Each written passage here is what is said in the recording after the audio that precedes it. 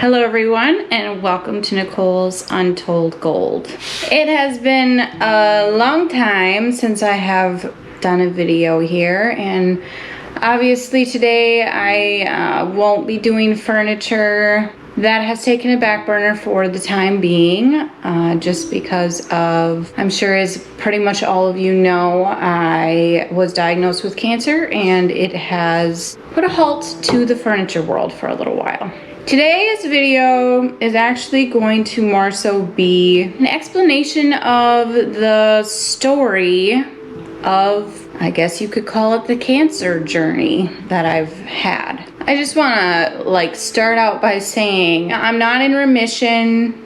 I have not found one thing that magically I did this and I don't have cancer anymore, or it's taken the cancer down significantly. None of that. I'm not against conventional methods. If you've done conventional methods and they worked, or you know somebody that it worked for, that's great. I have done conventional methods. I just want to tell kind of a brief version of the story, and more my purpose of telling this story is just so that people can see and hear really the goodness of God. And that is pretty much it. I'm not here to preach to you. I'm not here to tell you what to do with your life. I just simply want to tell, anyways, a brief version up until probably the last 2 weeks of my life.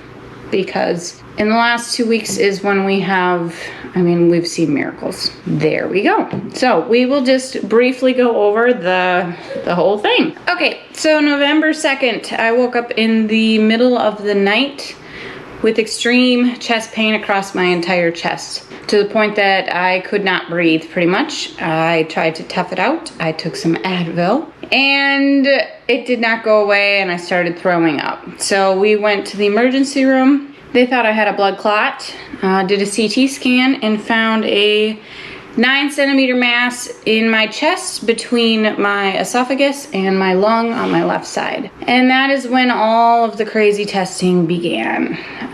We did all of our testing in Fargo. I had to do, 3 biopsies because they kept coming back negative or benign, and they didn't believe it. After finally the third one, it came back and they diagnosed me with myeloid sarcoma. At that point, they told me that the only thing that they had for an option for me was called inductive chemo. And to do that, 6 weeks that you stay in the hospital, you do pretty much, I can't say 100% for sure, but pretty much the harshest, most toxic chemo that they make, they give to you quite a few times for 24 hours straight. And then you are made staying there so that you can more or less keep being resuscitated. Lots of people's organs shut down. Lots of people have to have emergency surgeries, and the list goes on and on of complications. 60% of people, I have been told, die from the chemo itself because it's that intense and that harsh, and the after effects are so terrible that your quality of life, even after the fact, is not great. Let's just put it that way. We prayed about it. We looked, we called the Mayo Clinic wouldn't take me because it's such a rare cancer that they would send me to the U of M. They would only do inductive chemo. The Cancer Center of America in Chicago, they would only do inductive chemo. Fargo, they would only do inductive chemo. Sioux Falls, they would only do inductive chemo. Nobody would give me any other option, not even just a less crazy version of chemo. So we started looking other places. We have a personal friend that went to this place in California after she had exhausted the traditional methods, and they had told her to just go home and die because it was in her bones at that point. And she went to this place in California and did their program, and it has been 12 years now that she has been cancer-free. And so we prayed about it. We had our families praying about it. We were talking about it over Thanksgiving, trying to decide. Somehow, both of our families had complete peace, and we had complete peace about going this route. It's an alternative route, but at the same time, they also have a doctor there that does chemo pills. So you're doing kind of a half and half type of situation. We called, it was totally a God thing. We got in within a week. We went down there. We did about almost 2 weeks, well, 1.5 weeks. And the clinic actually had a person that had COVID. So we had to stop. And we went back home. We had to wait. And also at the time, we had not had our passports because another part of the program was to go to Mexico for 2 weeks. So we didn't have our passports yet, so we just figured this is God's plan. We went home. That time, the problem was that the mass in my chest actually was rubbing on my organs and causing a really large buildup of fluid in what's called your pleural cavity, which is this little spot on the bottom of like your ribs, kind of underneath your lung, more or less. And it kept building so much that it would actually crush my left lung and make it pretty much impossible to breathe. I had to have 3 in total thoracentesis, which I may not be pronouncing that correctly, but that is where they stick a needle and a catheter through your back and drain the fluid out. Finally, it got to the point that I was going to have a drain put in. And before that, because of how much fluid kept building up, then it started to overflow and would build up into my sac around my heart. And then that was causing all kinds of issues there, which resulted in a emergency ambulance ride to Sioux Falls, to where I had a very poor experience. Again, I'm sure people have had amazing experiences with the Sioux Falls hospital. I personally have had nothing but bad. That's my experience. I got there. I was told that the procedure would be done with just a needle, same kind of idea as a thoracentesis, only a needle through your back to suck this fluid out, and that would be it. I got there, signed paper, and a surgeon came in and told me that he is actually going to be cutting me, and I'll have a tube shoved down my throat, and I will be sleeping. But when I wake up, I will have the tube all night long, and that I will have to just deal with it, and this is how they do it. And I was like, well, that's not what I was told. I was told, X, Y, and Z. And he's like, well, this is how I do it, and this is how we're doing it. And he left. And at the time, everyone was making it so insane, like I was dying, that I'm like, okay, I guess we have to do this. So we did it. So I wake up, and turns out I don't have a tube down my throat, and they took it out. Thank God for that. But when I got out, I couldn't have anybody in there. My husband and my mom both took a turn for about 10 minutes, even though it was past visitor hours. And then I was left all night long. Which my number one thing from this whole situation was that I did not want to be left alone. And so I faced another fear of all night long sitting and being alone in a hospital in extreme pain. We get out of there. Fast forward, they gave me a drain there because I was supposed to have one put in 3 days, which was actually a pleuric drain. But they gave me this very temporary Blake drain, and It did the job, but technically it really was not good. Let's just put it that way. Fast forward to February, I get my passport. We make the whole appointment. We go back. We go to Mexico. We do that part of the treatment. We come back to California. When we get back to California, I started having extreme shortness of breath again, and I knew my drain wasn't working anymore. And so we went to the emergency room. They put in the actual Pleurix I was supposed to have and took out the other drain. It still wasn't draining much, which then resulted the next day in a surgery. And when they went in there, they found out that I actually had a botched surgery that was not sealed up correctly, if you want to put it that way.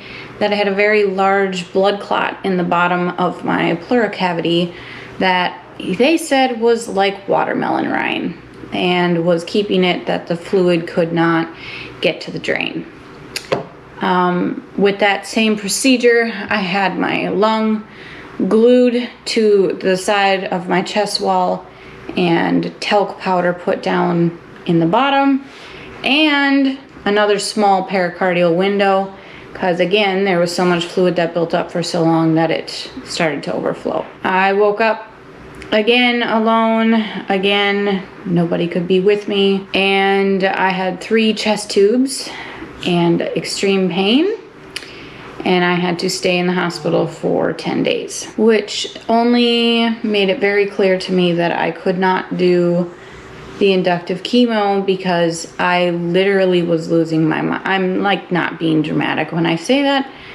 I was completely losing my mind, being alone in a hospital room. It was too much, way too much. Get out of there, and the decision was that it was very important that I do radiation. So I did 12 rounds of radiation to the mass in my chest, and while I was doing that, I also finished my program of a week and a half. We came back home feeling like we were, I guess you could say, on top of the world. Like, this is gonna go better now.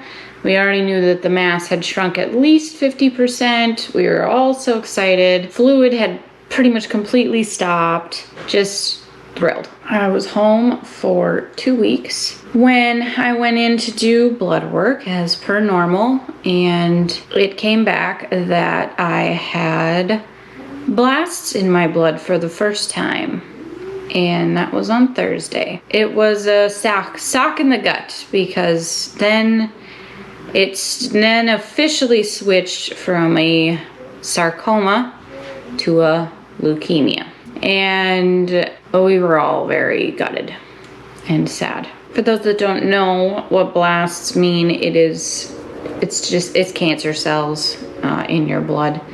And then on Monday, I went back and did blood work again, and we were faced with the next thing, which was I suddenly was in a white blood cell crisis, which means that a normal white blood cell count is like from, I think it's 7 to 12.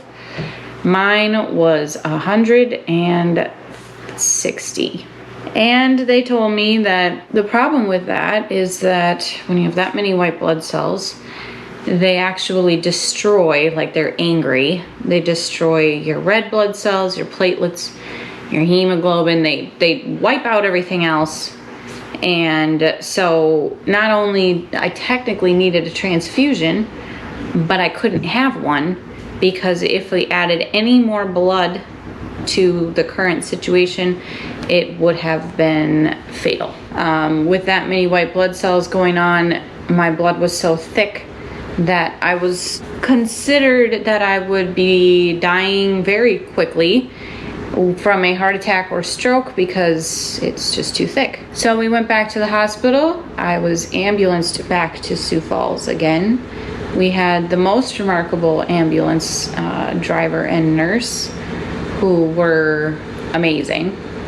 very encouraging and very kind, and helped us a lot when we did get to Sioux Falls. I got there, they asked me if I had shortness of breath or chest pain. I said no, and we went all night long, that I didn't have the procedure done to fix this white blood cell situation, which is where they pretty much, so they put in a central line and they suck your blood out, they take the white blood cells out, it's like a filtration, and they give you everything else back.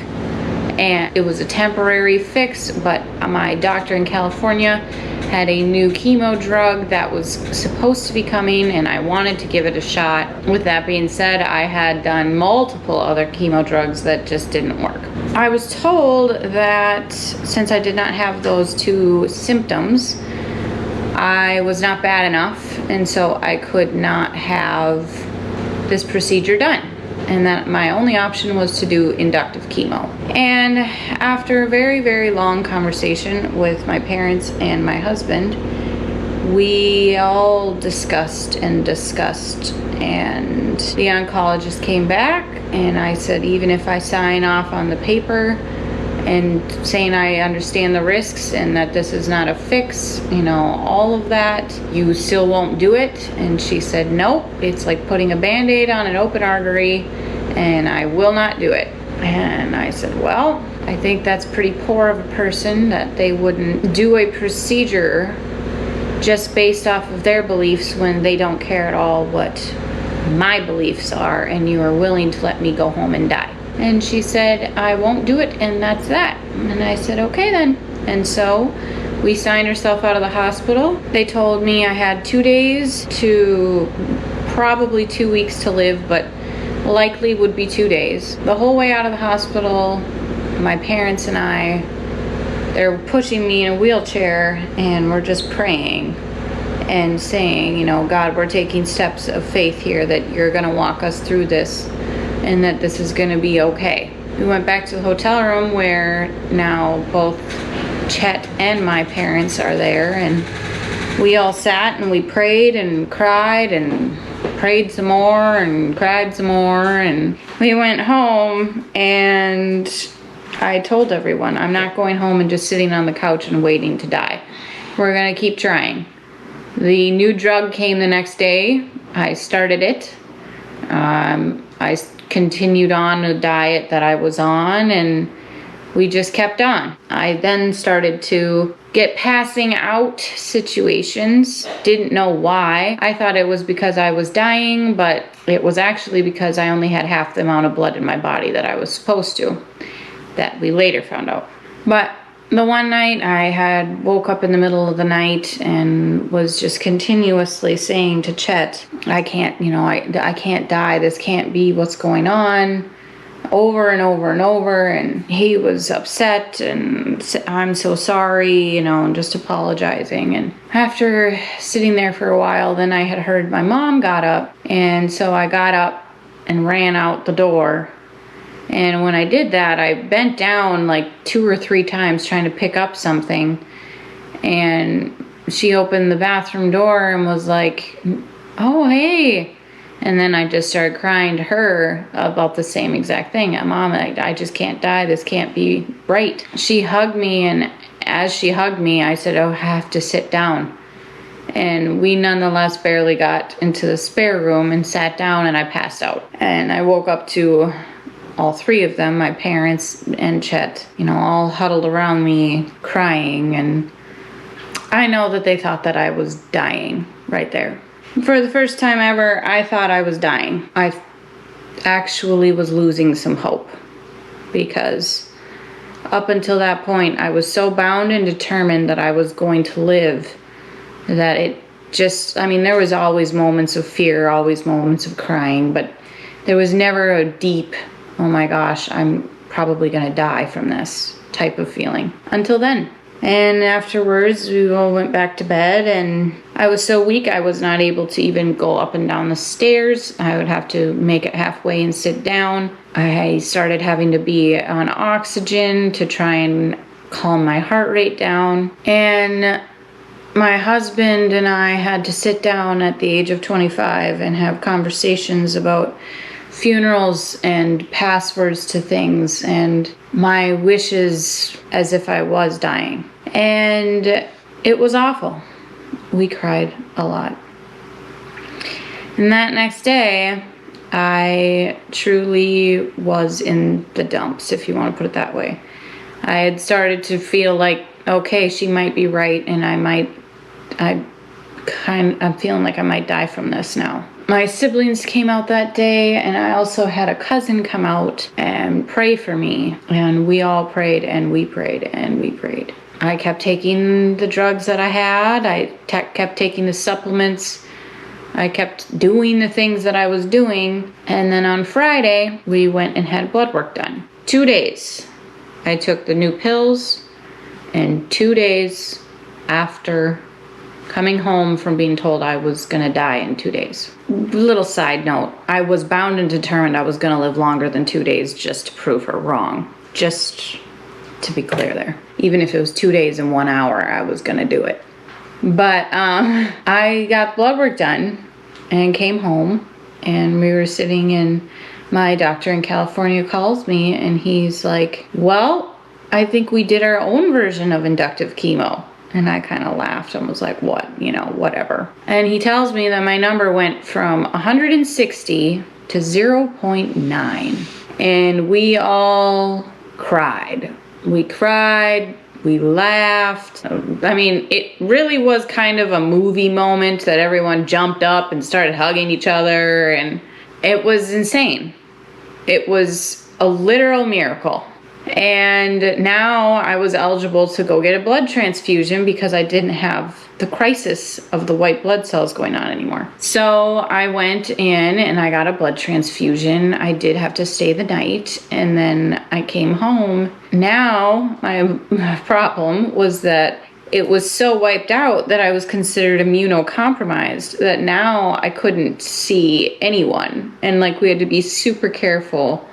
And still, as I'm sitting here now, I'm still considered immunocompromised. And Chet is living at the farm right now because he's around a bunch of people at work. And my mom is taking off work and is living with me to help take care of me. So there's miracle number 1. Number 2, now it's Monday and I go in and do blood work again. And everything kind of went down again after the transfusion, but they suggested that we do a blast test, and we're like, nah, sure, why not? Exactly a week prior in Sioux Falls, I had this test done, the exact same test done, and there was 88% blasts in it. Now you fast forward a week and the results come back and there is 0%